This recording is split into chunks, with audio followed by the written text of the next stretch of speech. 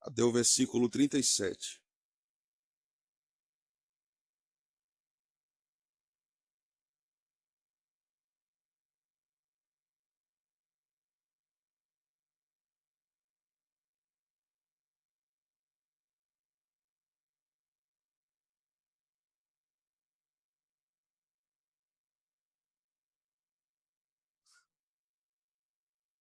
Diz a palavra de Deus. De novo se retirou das terras de Tiro e foi por Sidom até ao mar da Galileia, através do território de Decápolis. Então lhe trouxeram um surdo e gago e lhe suplicaram que impusesse as mãos sobre ele. Jesus, tirando-o da multidão à parte, pôs-lhe os dedos nos ouvidos e lhe tocou a língua com saliva. Depois, erguendo os olhos ao céu, suspirou e disse: Efatá, que quer dizer abre-te. Abriram-se-lhe os ouvidos, e logo se lhe soltou o empecilho da língua, e falava desembaraçadamente. Mas lhes ordenou que a ninguém o dissessem. Contudo, quanto mais recomendava, tanto mais eles o divulgavam. Maravilhavam-se sobremaneira, dizendo: tudo ele tem feito esplendidamente bem. Não somente faz ouvir os surdos, como falar os mudos. Amém. Senhor, abençoa-nos nesse momento, que a tua palavra será exposta, será pregada. O Senhor traga a tua palavra com poder ao nosso coração, que sejamos impactados mais uma vez, sejamos instruídos, edificados, fortalecidos, que sejamos levados ao deslumbramento da tua graça, Senhor, e como o Senhor opera, e esta verdade central no texto, de que o Senhor faz tudo esplendidamente bem, salte aos nossos olhos e governe o nosso coração. É o que nós te oramos, Senhor. Fala conosco, no nome de Cristo, nós te pedimos. Amém. Podem sentar, irmãos. Chegamos ao último sermão do capítulo 7 de Marcos, mas ainda há um desenvolvimento do que o evangelista está nos contando acerca da graça de Deus e das operações maravilhosas de Cristo no seu ministério terreno. Jesus aqui não está mais em região israelita, em região judaica, Jesus está em região gentílica. Por isso que é importante entendermos que esse texto está conectado com o capítulo 5 de Marcos, do verso 1 ao verso 20, que é exatamente a passagem da libertação do endemoniado Gerazeno. Entender que Marcos está ligando essas duas passagens é fundamental para entendermos o que está acontecendo aqui, tanto o que aconteceu com a mulher cirofenícia, que suplicou um milagre pela sua filha que estava endemoniada, quanto a cura deste surdo, também aqui na região de Decápolis. Jesus está nesta região, Decápolis significa 10 cidades, dentre essas cidades estava Gerás e Gadara, aquela região onde Jesus curou aquele endemoniado, por isso que há esta conexão dos fatos, dos episódios que estão diante de nós. Então precisamos lembrar que Jesus anteriormente foi expulso daquela região de Gerasa. Depois de ter libertado o homem possesso por demônios.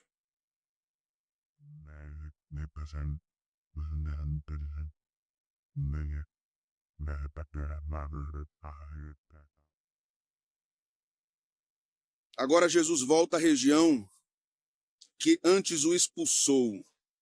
Eu acho isso muito interessante, porque de acordo com a inclinação do nosso coração pecador, se você já disse, você há de convir comigo, um lugar que não me recebeu bem, nunca mais volto lá. Se não fui bem recebido em determinado lugar, nunca mais volto lá. Um autor famoso, poeta brasileiro, escritor na área de educação, certa vez disse: nunca volte a um lugar que você amou muito. Porque você nunca vai encontrar o mesmo lugar, as mesmas pessoas, o mesmo contexto que você viveu no passado.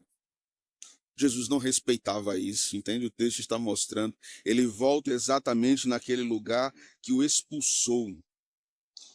Este contexto é importante para entendermos o enredo da história. Esse contexto é importante para que mergulhemos na história, como o Senhor está nos mostrando sobre a nossa salvação, desde que ele opera na libertação do endemoniado, desde que ele cura a filha da mulher Sirofenícia, expulsando o demônio, e agora quando ele cura aqui o surdo, porque Jesus está lidando com gentios, e nós somos gentios. Jesus está indo para um lugar que os fariseus consideravam imundo. Percebe a conexão do começo do capítulo 7, quando ele discute com os fariseus acerca do que é puro e do que é impuro? Que ele diz: o que é impuro é o que sai do coração. O coração é a terra impura. Não é a divisão de etnias, não é a cor da pele, não é porque nós somos diferentes fisicamente. Isso não é símbolo de impureza. A impureza mora no coração. Outra observação que deve ser feita aqui é a distância que Jesus percorreu para chegar naquele lugar, para encontrar aquele homem. Observe só, primeiro, é como se Jesus estivesse indo para o sul, mas ele foi pelo caminho do norte. Ele foi pelo caminho mais esquisito que você possa imaginar. É como se você fosse para Santa Cruz do Capibaribe, mas você escolhesse ir para o Recife, João Pessoa, Campina Grande e voltasse até Santa Cruz. O que é que justifica esse percurso?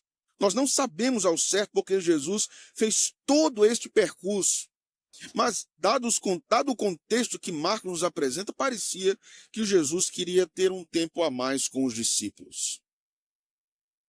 Lembremos de que ele percorreu mais ou menos de 180 a 220 quilômetros. Observe só. Se calcularmos isso observando um típico barco de Cafarnaum, teremos o seguinte cálculo, observe. As navegações dos pescadores naquele período navegavam, no máximo, entre 6 e 8 horas por dia. Eles precisavam parar, ou encostar em algum lugar à margem, ou então atracar e esperar amanhecer para continuarem navegando. Então Jesus navegou entre 5 e 7 dias de viagem para chegar ao encontro daquele surdo. Você imagina isso? Calcule aí uma velocidade média de 4 a 5 quilômetros por hora no barco para encontrar um homem deficiente. Considere as variáveis diversas: tempestades, vento contrário, repouso forçado por alguma circunstância, riscos que a navegação sofria à noite. Tudo isso deve ser considerado nesse fato, porque aguçará a nossa sensibilidade para o que está acontecendo aqui. E Marcos quer aguçar a nossa sensibilidade, porque esse ponto da sensibilidade está sendo o foco do texto. Jesus comumente não tocava nas pessoas quando fazia um milagre. Percebe isso? Comumente ele não tocava. Lembre do que aconteceu anteriormente no episódio. A mulher disse: Senhor, a minha filha está endemoniada.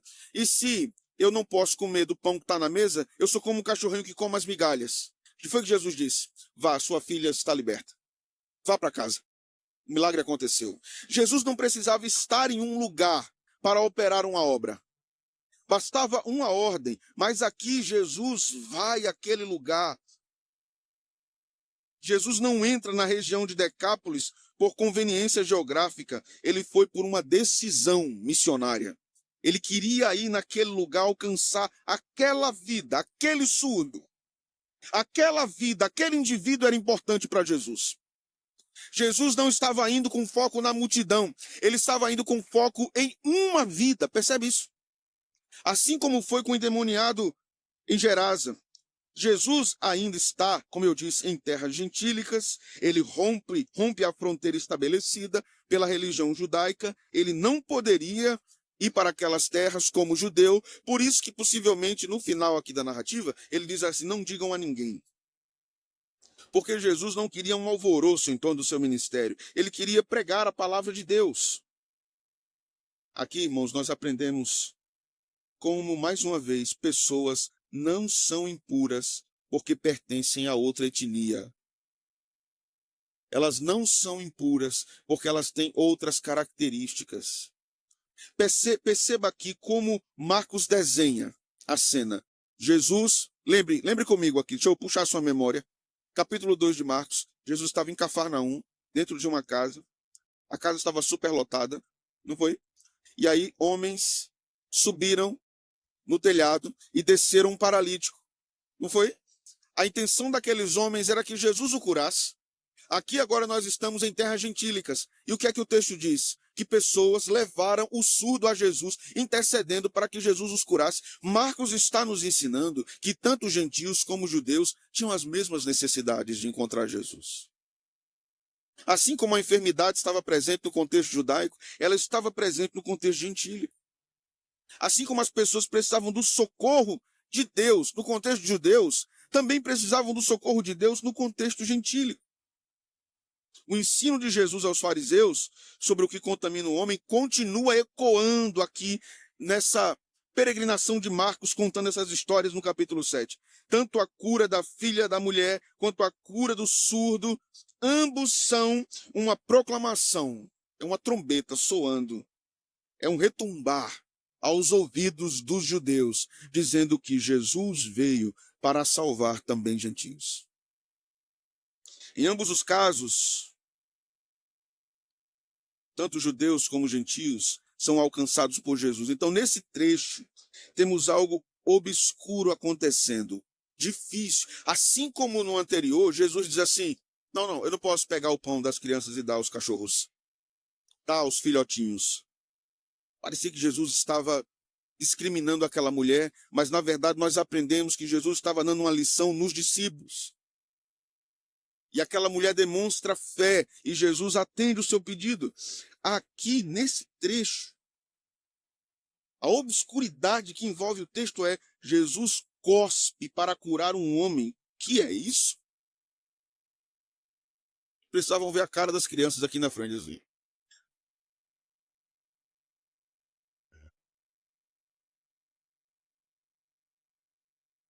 Jesus nos coloca aqui, põe diante de nós um caso intrigante. Ele toca no homem, ele cospe na língua do homem, e precisamos notar isso com muita atenção, porque, como disse, ele geralmente não tocava para curar. Isso não acontecia com frequência. Mas a pergunta que precisamos fazer é, algumas perguntas. Uma pergunta crucial, na verdade duas aqui. Por que Jesus percorreu toda aquela distância para curar um homem, se ele poderia dar uma ordem e isso acontecer de onde ele estava? Por que Jesus precisava ir lá? Por que ele não fez da mesma forma que fez com a filha da mulher cirofenícia? Por que ele não agiu do mesmo jeito? Vamos olhar para o texto, irmãos, e aprender ainda mais sobre a graça de Deus e ainda mais sobre quem é Jesus. Marcos está nos ensinando, nos conduzindo mais uma vez a este ponto. Quem é Jesus? E esse texto vai revelar de forma maravilhosa. Talvez você veja coisas aqui que você nunca viu, mas que estão aqui e você leu várias vezes. Vamos lá, versículo 31.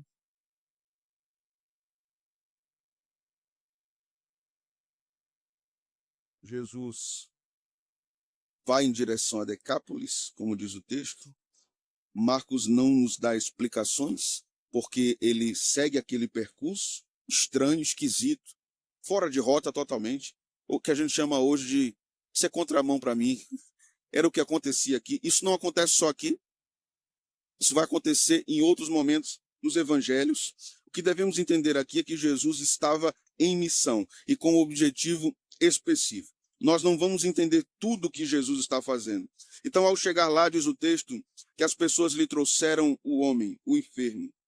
Notemos o que está posto no versículo 32. Observe.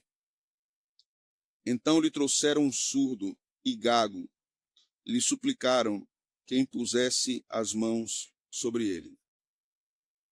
Notemos também, irmãos, que assim como na Galiléia os judeus estavam sempre buscando Jesus para serem beneficiados, os gentios também buscavam isso. Os gentios sabiam que Jesus curava, sabia do seu poder. Não sabemos por que, cargas d'água, as pessoas acreditavam que se Jesus botasse a mão, a pessoa era curada. Não temos explicação para isso no Novo Testamento. Mas elas acreditavam que se Jesus colocasse a mão, elas seriam curadas. E elas traziam os enfermos exatamente para que isso acontecesse. O homem era surdo e tinha dificuldades de fala, ele gaguejava, evidentemente por causa de sua dificuldade em ouvir. Mas aqui nós temos uma coisa interessante no verso 32, que diz assim: então lhe trouxeram um surdo. Surdo. Essa palavra é importante para nós. Eu quero ir com vocês lá para Isaías, capítulo 35.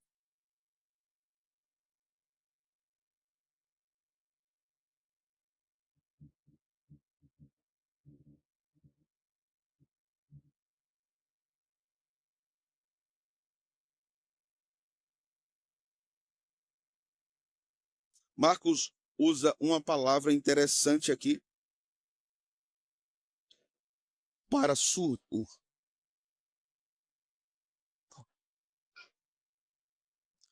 A palavra que ele usa no grego aqui é mogilalos. Essa palavra é muito interessante. Por que ela é interessante? Porque ela vai aparecer em Isaías 35. Isaías 35 fecha um grande bloco no livro de Isaías acerca de muitos juízos de Deus. Mas veja só o que o texto vai nos dizer no verso de número 5. Então se abrirão os olhos dos cegos e se desimpedirão, o que diz agora? Os ouvidos dos surdos.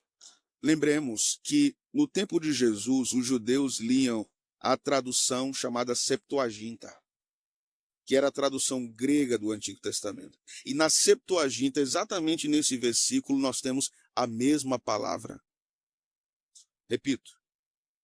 Então se abrirão os olhos dos cegos e se desimpedirão os ouvidos dos surdos. Os coxos saltarão como cervos, e a língua dos mudos, o que é que diz aqui, irmãos? Cantará, pois águas arrebatarão no deserto e ribeiros no ermo. Agora veja aqui coisas muito interessantes que estão aparecendo diante de nós nesse texto. Veja o começo do capítulo 35. O deserto e a terra se alegrarão, o ermo exultará e florescerá como o narciso. Florescerá abundantemente, jubilará de alegria e exultará. Deu-se-lhe a glória do Líbano, que é exatamente a região de Tiro e Sidom. Certo? O esplendor do Carmelo e de Saron, eles verão a glória do Senhor, o esplendor do nosso Deus. Fortalecei as mãos frouxas e firmai os joelhos vacilantes. Dizei aos desalentados de coração, sede fortes, não temais.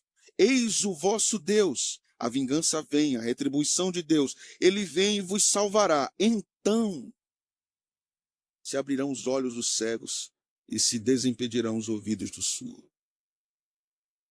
Isaías está falando de quê? Está falando do reino de Deus na sua instalação.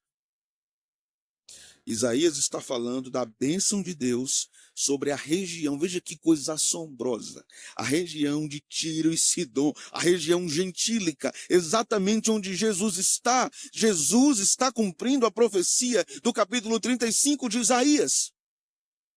Exatamente o que diz o texto sobre abrir os ouvidos dos surdos. Jesus foi para lá para cumprir isso exatamente. E o que é que o texto está dizendo? Que é Deus quem fará isso. E o que é que Jesus está fazendo? O que Deus disse que faria. Então o episódio nos ensina o quê? Agora na região gentílica. Jesus está dizendo, eu sou Deus.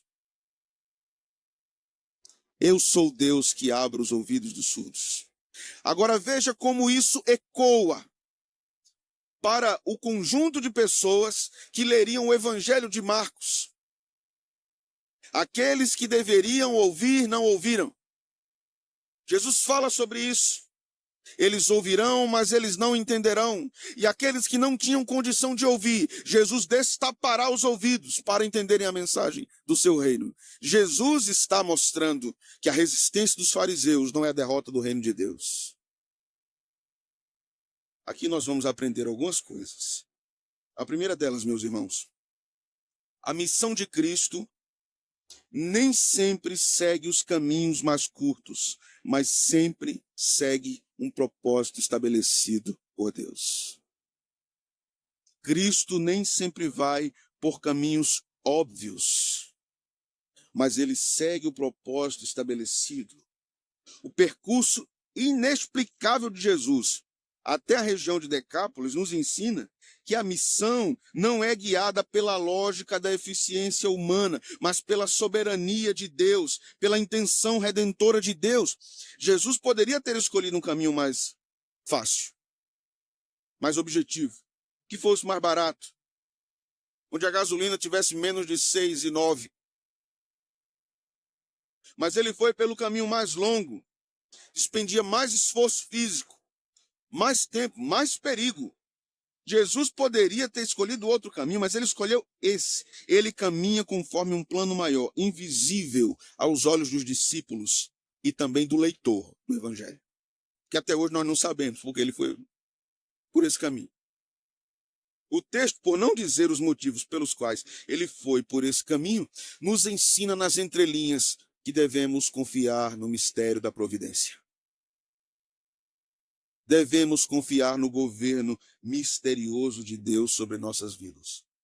Isso nos confronta com nossa tendência de medir a obra de Deus por resultados imediatos, estratégias rápidas ou trajetórias previsíveis. Não, no reino de Deus, irmãos, o caminho mais longo pode ser exatamente o caminho mais necessário a se percorrer. A forma mais difícil, mais desgastante, mais assombrosa, mais perigosa, pode ser exatamente o caminho que Deus tem estabelecido para nós. A missão cristã exige confiança de que Deus está operando mesmo quando não compreendemos totalmente o percurso onde Ele nos colocou. Certo, irmãos?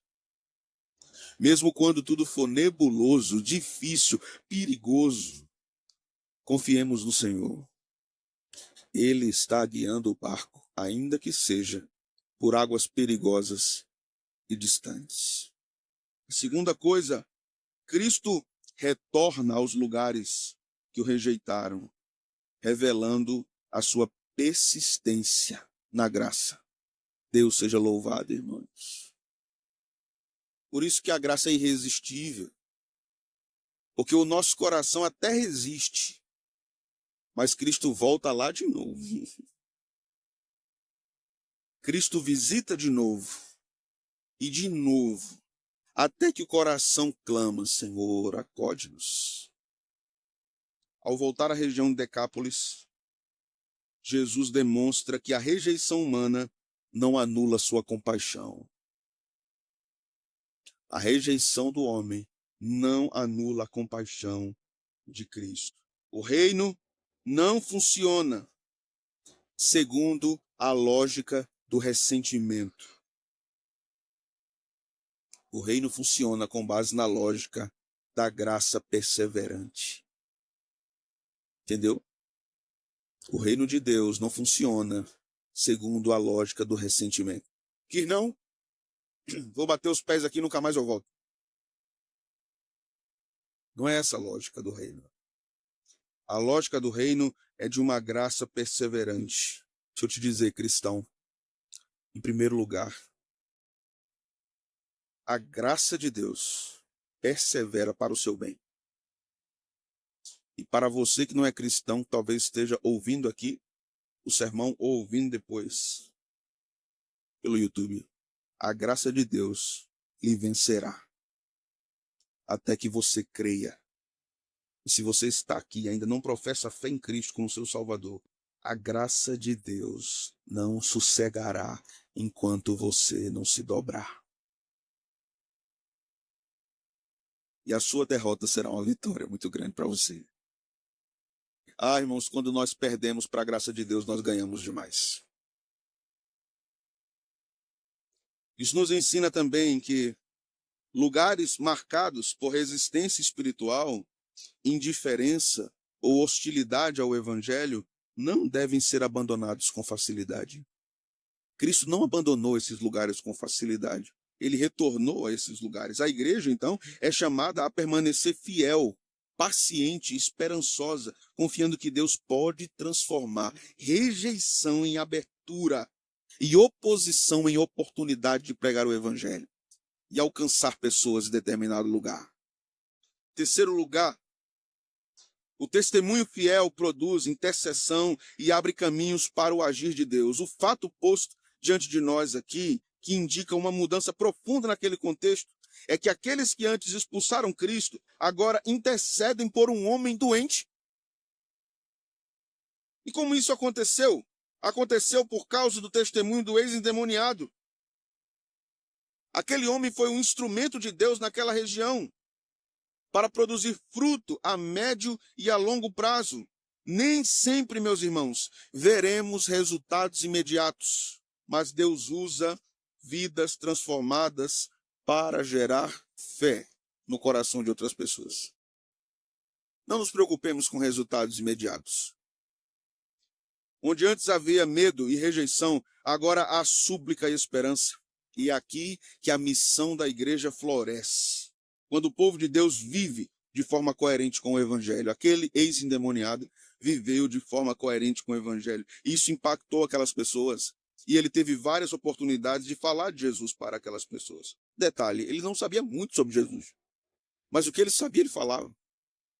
Em quarto lugar, as necessidades humanas são universais. Estão em todos os lugares do planeta. E a graça de Cristo não faz distinções étnicas. Semana passada eu dizia que nós temos apenas uma raça, é o que a Bíblia diz, uma raça. É a raça humana. Esta é a raça. A Bíblia está nos conduzindo contra qualquer espécie de discriminação racial. Na semana passada nós vimos isso. Cristo nos chama para nos ensinar que nós somos imagem e semelhança do Criador e vivemos para a sua glória. Não se glorie porque é branco. Não se glorie porque é negro. Não despreze o branco. Não despreze o negro. Não despreze alguém de outra nacionalidade, de outra região do país, de outra região do estado. Todos estes foram feitos na sua pluralidade, imagem e semelhança do Criador. Marcos estabelece aqui um paralelo, irmãos. Assim como os judeus traziam os enfermos, os gentios traziam enfermos. Isso revela uma verdade teológica fundamental aqui. As necessidades humanas são as mesmas em qualquer lugar. Em qualquer lugar as pessoas precisam de Jesus. Em qualquer povo, em qualquer nação, em qualquer tribo, as pessoas precisam de Jesus. O surdo com dificuldade na fala representa não apenas uma enfermidade física, mas uma profunda limitação relacional e social. Você percebe isso? Ele não conseguia viver socialmente. Perceba que hoje nós temos muitas vantagens em termos de acessibilidade. Há políticas públicas que militam para isso. Há leis que obrigam estabelecimentos a pensarem nisso. Naquela época não, irmãos. Como um surdo ouviria a pregação? Você já pensou nisso? Como um surdo judeu, por exemplo, ouviria a exposição da lei? Na verdade, qualquer deficiência dessa natureza, mesmo se ele fosse da tribo de Levi, o impedia de ser um sacerdote. Já imaginou? Você não pode ser incapaz fisicamente de servir como sacerdote. Era um outro tempo, uma outra circunstância, e Jesus estava fazendo uma diferença brutal naquele período, brutal. Jesus se aproxima desse homem com compaixão, mostrando que o reino alcança aqueles que vivem à margem. O reino de Deus se estende àqueles que vivem à margem. Somos desafiados a rejeitar qualquer forma de exclusivismo espiritual. Lembrando que Cristo cura, Cristo acolhe, Cristo restaura, sem distinção de origem, cultura, passado, deficiência. Cristo chama essas pessoas.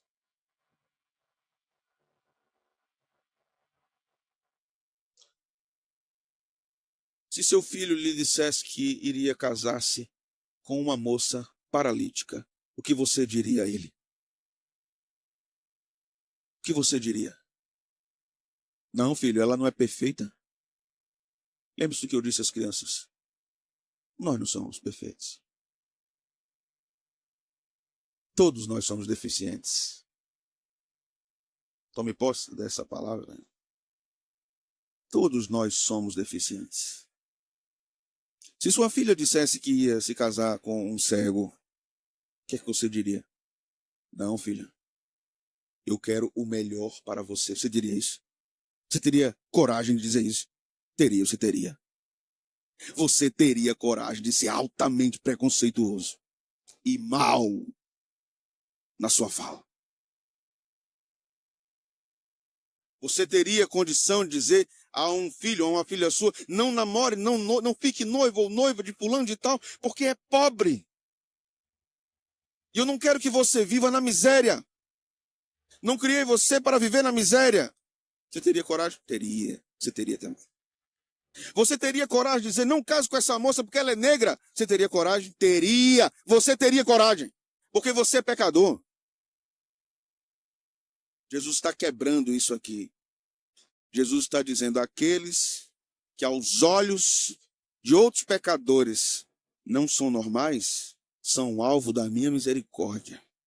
E eu dou a eles dignidade. Na segunda parte, nós vamos observar no verso 33 até o verso 35, o seguinte: Jesus, tirando-o da multidão à parte, pôs-lhe os dedos nos ouvidos e lhe tocou a língua com saliva. Depois, erguendo os olhos ao céu, suspirou e disse, Efatá, que quer dizer, abre-te. Abriram-se-lhe os ouvidos. E logo se lhe soltou o empecilho da língua e falava desembaraçadamente. Esse é um milagre extraordinário, maravilhoso, irmãos. O que está acontecendo aqui é fantástico. Na segunda parte desse texto, temos o milagre propriamente aparecendo. Temos aqui uma cena belíssima do amor e misericórdia de Cristo sendo manifestado de modo particular por uma pessoa. Jesus fez toda aquela viagem para encontrar aquele homem, assim como ele quer encontrar você em particular. Você no meio da multidão é visto por ele, amado por ele, alvo de sua misericórdia, de sua bondade, do seu amor, da sua compaixão. Você não é mais um na multidão, você é gente especial para Cristo.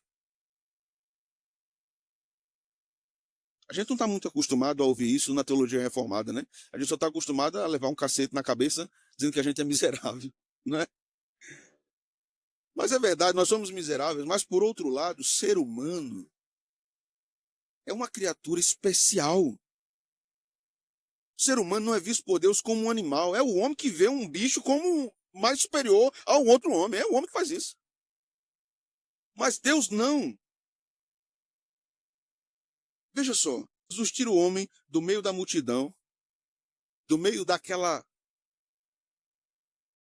bagunça, das vozes, do barulho. Um surdo passava por situações constrangedoras naqueles dias, assim como passa nos nossos dias.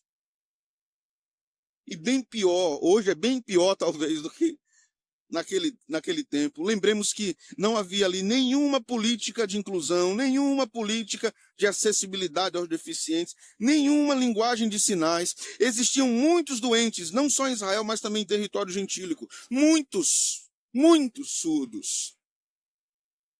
Jesus o tira da multidão para ter um tratamento particular com aquele homem. Jesus coloca os dedos nos seus ouvidos ele está entendendo, irmãos, o que Jesus está fazendo. Porque se Jesus falasse, ele não entendia. Jesus está tocando nele. Jesus está conduzindo por meio de sinais físicos o que ia fazer com ele. O texto é maravilhoso. A Bíblia nos diz aqui que Jesus tratou esse homem de modo tão profundamente amoroso. E era parte da crença naquele tempo que, como eu disse às crianças, a saliva tinha um potencial curativo vindo da língua de um sábio. E Jesus sabia desse contexto. Jesus estava se afirmando como um sábio, mas mais do que isso, se afirmando como Deus, como nós vimos, como cumprimento de Isaías 35. Mas o que mais nos interessa aqui é o que isso significa para o contexto judaico. Lembremos que os discípulos estavam com Jesus em todo o contexto do capítulo 7. E a discussão é de impureza. Lemos o seguinte, observe e preste muita atenção. Levítico 15, verso 8. Diz assim: quando aquele que tem fluxo cuspir sobre alguém que estiver limpo, este lavará suas vestes, se banhará em água e será imundo até a tarde. Entendeu?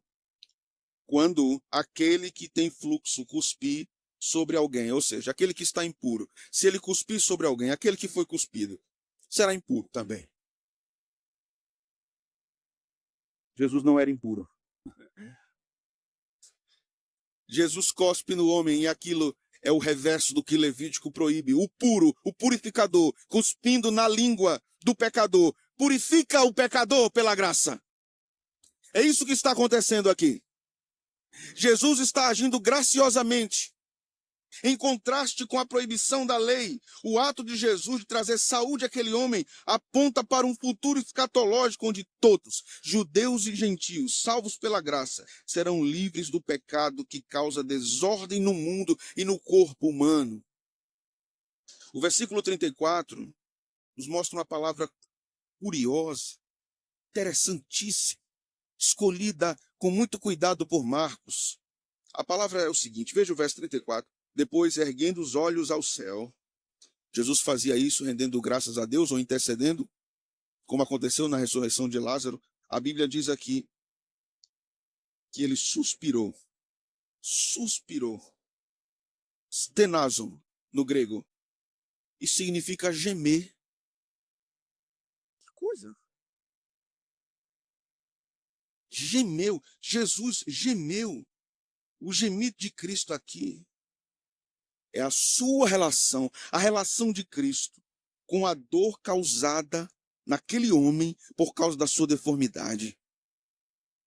O gemido de Jesus aqui é o símbolo da compaixão do Mestre por um homem que sofria por causa de uma deformidade. Cristo está levando sobre si a angústia da deformidade daquele surdo. Jesus está dizendo, sinto sua dor e tome sua dor para mim. Expulso sua dor agora. Efatá. Abra-se os seus ouvidos. Que coisa extraordinária, irmãos. Eu curo você. Eu abro os seus ouvidos. Eu lhe restauro a dignidade. Você é alvo da minha misericórdia. Eu amo você. Jesus ordena que os ouvidos se abram e aquele homem fale. O que o texto nos ensina aqui sobre a abertura dos ouvidos e sobre a fala, a ordem de Jesus, que restaura a audição e a fala do homem, é uma coisa impressionante, porque se ele não sabia falar bem, esse problema de surdez é antiquíssimo naquela vida. E diz o texto assim, veja só, abriram-se-lhe, 35, abriram-se-lhe os ouvidos. E logo, o que é que diz? Se lhe soltou o empecilho, a palavra aqui empecilho, a ideia no grego é um grilhão, uma cadeia. A cadeia que impedia a língua foi aberta. E o que é que diz o texto agora? Você entende a extensão do milagre? Esse homem não aprendeu a falar direito, irmãos, por causa da audição. E agora ele fala desembaraçadamente, fluentemente. O que ele nunca aprendeu, Jesus fez em instantes. O que o prendia foi removido, totalmente arrancado. totalmente arrancado. E o homem falava com desenvoltura, sem nenhuma dificuldade. Algumas questões aqui para nosso aprendizado, irmãos. Cristo não trata pessoas como casos. Cristo não trata pessoas como pacientes. Cristo trata pessoas como indivíduos dignos de cuidado particular. É assim que Jesus trata pessoas. Cristo não trata você como mais um na multidão. Você é particular. Você é alvo da graça, alvo da misericórdia e da bondade. Ao retirar o homem daquela multidão, Jesus demonstra que o milagre não é um espetáculo público, mas é um ato de misericórdia pessoal. É Cristo e o homem, é Cristo e você. É Cristo e você frente a frente. Em um contexto aqui, as pessoas com deficiência eram frequentemente expostas, ignoradas, ridicularizadas na sociedade. Cristo criou um espaço de dignidade e cuidado para o homem surdo, onde ele não seria caçoado, onde ele não seria diminuído, onde ele não seria desprezado. Essa atitude revela, irmãos, que o reino de Deus se aproxima das pessoas, considerando as limitações reais que aquelas pessoas têm. O reino de Deus alcança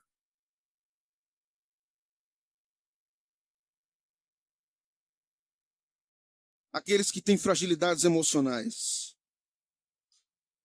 aqueles que têm fragilidades físicas, aqueles que são imperfeitos aos olhos de um mundo pecador. O texto nos ensina que a ação redentora de Cristo respeita o ritmo, a condição e a humanidade daquele que sofre.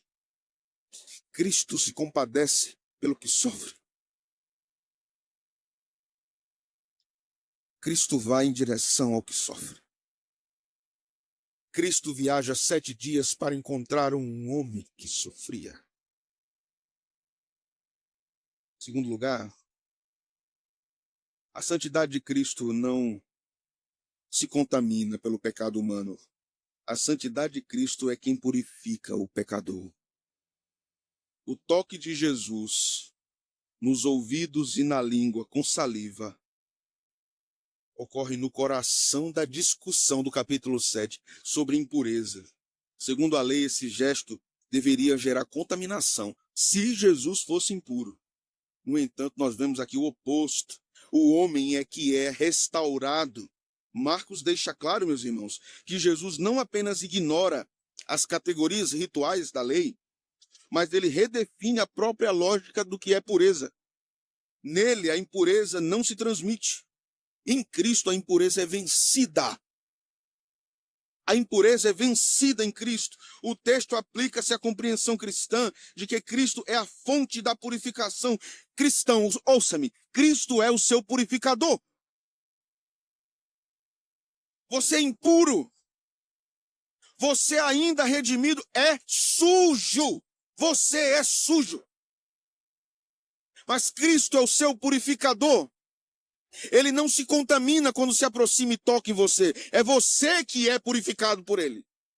É você que é transformado por ele. Este é o seu Salvador. Seja impactado por esta mensagem, porque Cristo sabe das suas impurezas, dos seus vícios, dos seus pecados. E ele quer tapar os seus ouvidos com seus dedos e cuspir na sua língua e dizer: Efatá, seja livre dessa impureza. Em terceiro lugar, o gemido de Cristo revela a sua identificação real com a dor humana. Ouça isso, cristão, por favor. O suspiro de Jesus não é um detalhe emocional irrelevante. Não é. Em poucos momentos nos evangelhos, nós temos algum alto relevo nas emoções de Jesus. São poucos os momentos.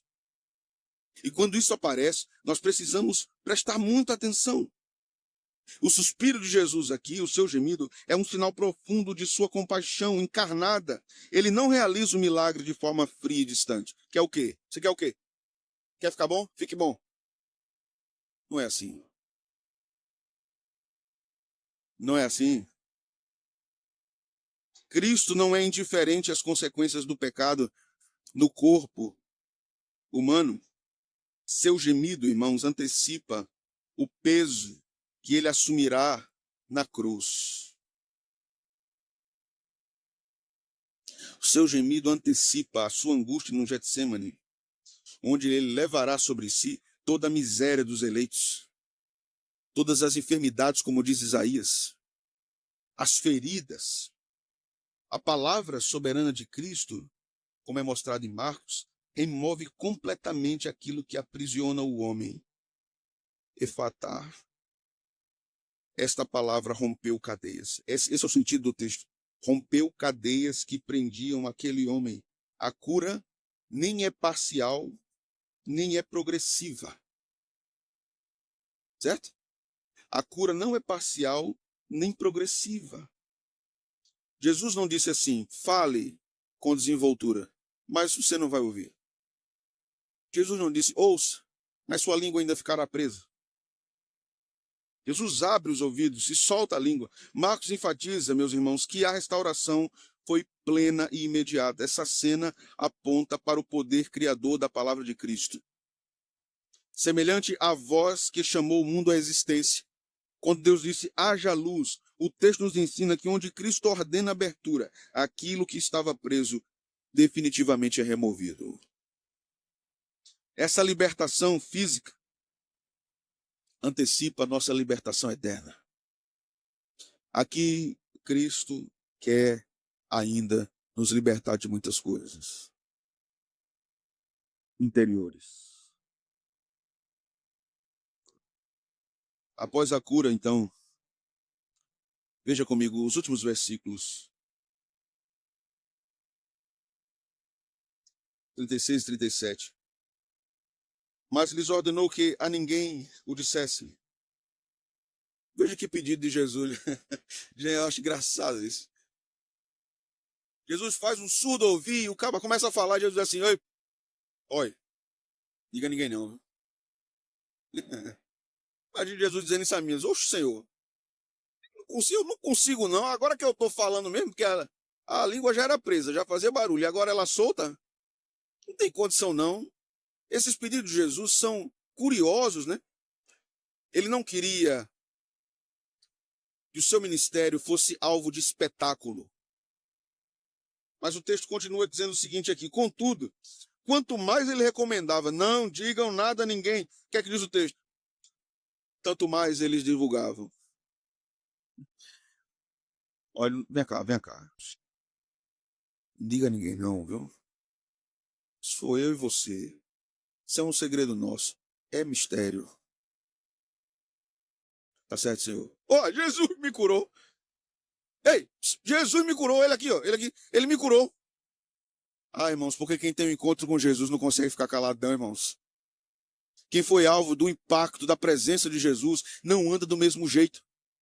O impuro, o sujo, o imundo, que encontra-se com Jesus verdadeiro e realmente não consegue ficar do mesmo jeito. Jesus é maravilhoso. Jesus é maravilhoso e a sua presença causa uma profunda transformação no nosso comportamento, inclusive. O verso 37 diz, maravilharam-se sobremaneira, dizendo, essa frase é maravilhosa. Tudo que ele tem feito esplendidamente. Bem, não somente faz ouvir os surdos, como falar os meus. Cristão, tudo ele tem feito esplendidamente bem. Tudo ele tem feito esplendidamente bem. E tudo ele fará esplendidamente bem. Esse mandamento, esse texto, esses ensinos são muito importantes para nós, porque ao longo de Marcos, o silêncio imposto por Jesus, quando ele diz, não digam nada a ninguém, protege sua missão de ser reduzida a uma espécie de programa de entretenimento público. Não era uma questão de messianismo triunfalista naquele período. Ele não quer ser conhecido apenas como um milagreiro. Jesus não quer ser conhecido como um milagreiro. Jesus quer ser conhecido como Messias, sofredor, que restaura o mundo por meio da cruz. Ainda assim, o texto afirma algo profundamente revelador. Quanto mais ele ordenava silêncio, mais o povo falava. Isso nos ensina, meus irmãos, que a obra autêntica de Cristo gera um testemunho que não pode ser contido. Se Cristo operou na sua vida, se ele é real, se você foi encontrado por ele, o seu testemunho será autêntico e você não conseguirá ficar calado. Porque não se cala aquele que teve uma experiência desse porte com Jesus. Quando Deus restaura, quando Deus cura, quando Deus liberta, a reação natural é composta de dois pilares: assombro e proclamação. Assombro e proclamação. O reino não avança por propaganda. O reino avança por transformação visível de vidas, de corações. É assim que o reino de Deus avança. A multidão aqui não anuncia uma doutrina sistematizada, ela anuncia uma experiência real com o poder grandioso de Jesus. Nós precisamos anunciar isso, irmãos. O clímax do texto está nessa confissão. Tudo ele tem feito esplendidamente bem. O que mais um pecador precisa hoje? Não é dizermos, precisamos ter uma igreja reformada aqui. Não é isso. O que mais um pecador precisa ouvir hoje é isso. Tudo o que ele faz esplendidamente bem. Jesus é maravilhoso. Conheça Cristo. Conheça Jesus, conheça sua obra, conheça sua graça. Irmãos, essa declaração aqui não é casual, ela ecoa, ecoa, ecoa, ecoa. Isso vem de Gênesis. Deus fez tudo e viu que era muito bom. Ele fez as coisas no primeiro, segundo, terceiro, até o sexto dia. E viu que era bom, e viu que era muito bom. E aqui Marcos diz, tudo que ele faz esplendidamente bem. Marcos está dizendo, o Deus criador de todas as coisas, que criou e viu que tudo era muito bom, é o mesmo Deus que curou o surdo. É Cristo. É esse que eu estou apresentando a vocês, é o que Marcos está dizendo. Ele está conduzindo o leitor a enxergar em Jesus, o Criador voltou a agir dentro da criação. É o que Marcos está dizendo, irmãos. O Criador lá atrás, que fez tudo do nada, agora voltou a agir no meio da criação, no meio do caos, do paganismo gentílico. Ele está agindo onde antes havia surdez, agora há audição, onde havia fala quebrada, agora a comunicação plena. Cristo não apenas conserta indivíduos, ele antecipa a restauração total do cosmos. Por isso os milagres aconteciam. Cristo estava dando vislumbres da restauração final, escatológica, quando cada milagre estava acontecendo. O povo reconhece o que ele fez. Os surdos ouvem, os mudos falam. Linguagem, irmãos, que remete diretamente às promessas messiânicas de Isaías 35. Sem talvez compreender toda a profundidade teológica que estava envolvida naquele episódio, aquele povo testemunha que o tempo da salvação estava manifesto, que o Messias havia chegado. O que os profetas anunciaram agora está acontecendo diante dos seus olhos. E aí eu quero caminhar para o fim com vocês. A igreja, meus irmãos, é chamada a discernir o tempo do silêncio e o tempo da proclamação. Há momentos em que o testemunho cristão se expressa mais pela fidelidade silenciosa do que por palavras excessivas. Mas quando Cristo age de modo evidente, o louvor e a proclamação da igreja são inevitáveis. Inevitáveis. A missão da igreja não nasce de estratégias. No desenvolvimento, ela adota estratégias. Mas escute, a missão da igreja não nasce de estratégias. A missão da igreja nasce do assombro de quem é Cristo. Do espanto maravilhoso e gracioso de quem é Cristo. Ali nasce a missão da igreja. Por que aquele povo fala? Porque aquele povo estava maravilhado. Estava maravilhado. Por que então, no nosso tempo, igrejas perdem sua força missionária? Por que elas são tão apagadas na proclamação do Evangelho da Graça? Por que elas perderam a capacidade de se maravilhar com Jesus? É por causa disso. Porque quando estivermos maravilhados com Jesus, irmãos, a proclamação flui desembaraçadamente, como era a fala daquele gago agora. O fato de não estarmos mais nos deslumbrando com Jesus, nos assombrando com a sua obra, a sua pessoa, nos cala. Cristo continua fazendo tudo muito bem, mesmo quando nós não estamos entendendo nada.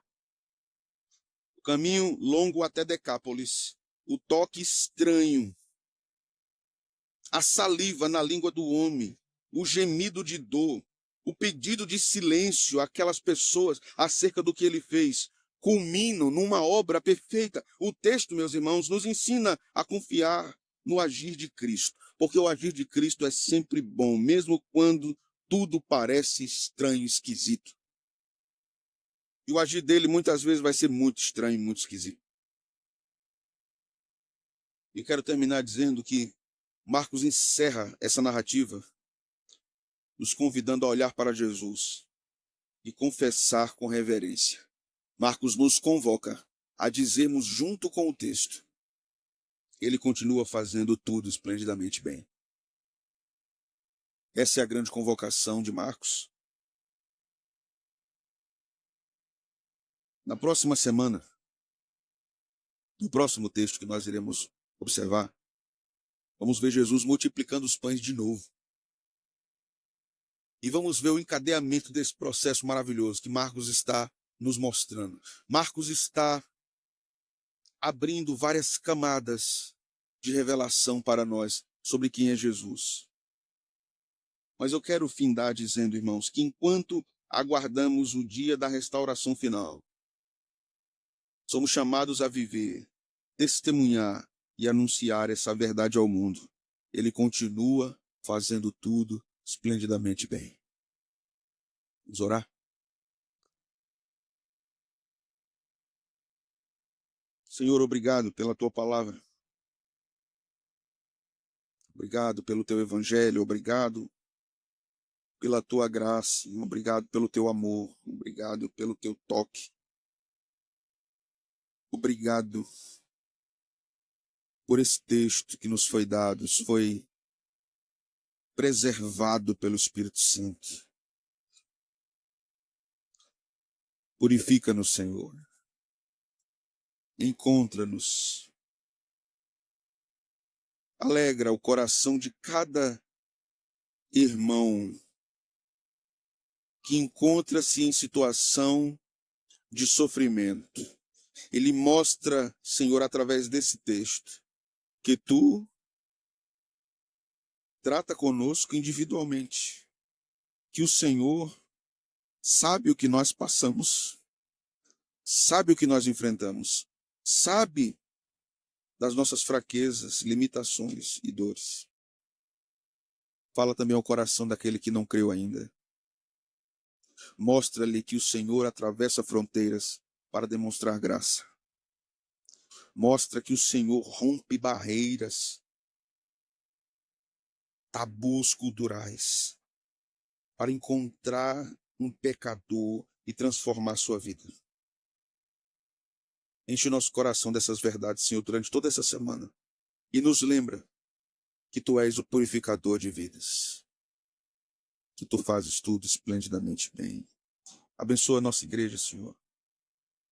Nossos irmãos, pedimos pela irmã, nosso irmão Hélio, que tem sofrido com câncer. Que o Senhor tenha misericórdia dela. Que o Senhor ajude Heloísa, que o Senhor, se for da tua vontade, cure do câncer. Se for a tua vontade usar as mãos dos homens, tem misericórdia, Senhor, da vida dela. Te pedimos pelos enlutados da igreja, te pedimos pelos enfraquecidos, fortalece-os, Senhor, anima-os. Te pedimos pelas gestantes, te agradecemos pelo nascimento de Lavi, te agradecemos pela restauração física que o Senhor tem dado a Lívia, te agradecemos pela tua boa mão sobre nós, nas dores e nas bênçãos, nas tristezas e nas alegrias. O Senhor tem estado conosco. Obrigado, Senhor, por tudo que tu és para nós. Em nome de Cristo, oramos assim. Amém. Vamos